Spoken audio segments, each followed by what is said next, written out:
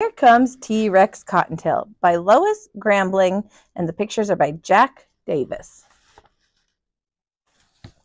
T-Rex was looking in the mirror. Not bad, he said. Not bad at all. Just then the doorbell rang. He answered it. It was his friend Diplodocus, Stegosaurus, and Iguanodon.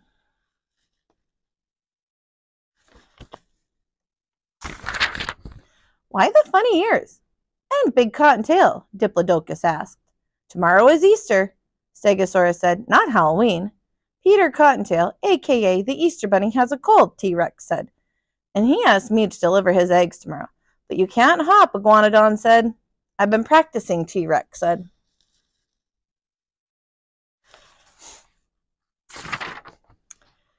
The three friends looked around. Where are the eggs? They asked. At his house, T-Rex answered. I'm hopping down there now to get them. Diplodocus, Stegosaurus, and Iguanodon watched as T-Rex wobbled and hopped out the door. I'm afraid those eggs are in for a shell-shattering trip tomorrow, Stegosaurus said. T-Rex can practice when he gets back, Iguanodon said. Too late, Diplodocus said, looking out the window.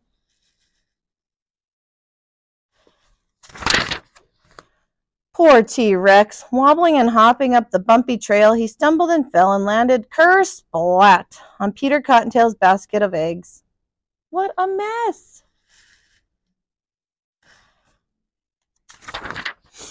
T-Rex walked slowly into his house. What now? His friends asked. I don't know, T-Rex answered. Suddenly, T-Rex had an idea. We'll get more eggs, he said, and color them. Then I'll have some to deliver Easter morning. Where will we get more eggs? Stegosaurus asked. Hen gave all of hers to Peter Cottontail. There must be more out there somewhere, T-Rex said. Diplodocus grabbed the empty basket. You stay here and practice, he said. We'll get the eggs.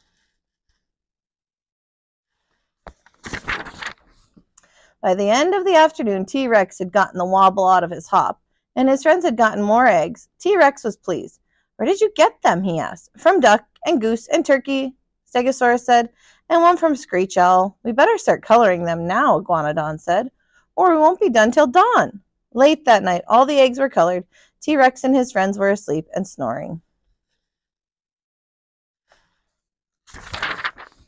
Unfortunately, when the sun came up, T-Rex and his friends were still asleep, but the children weren't. They were at their windows, awake and waiting. Shouts of, Where are you, Easter Bunny? Could be heard.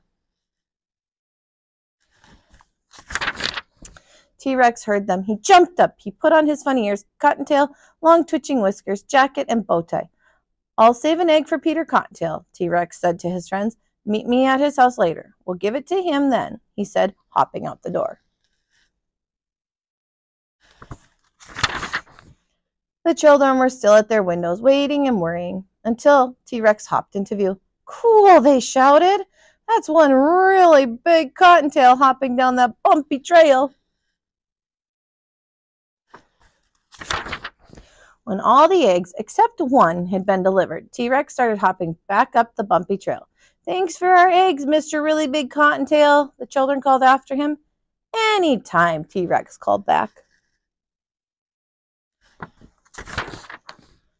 T-Rex hopped to Peter Cottontail's house. His friends were already there. Do you have the egg? They asked.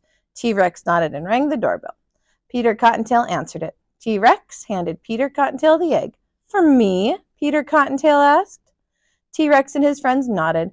No one has ever given me an Easter egg before, he said. Thank you.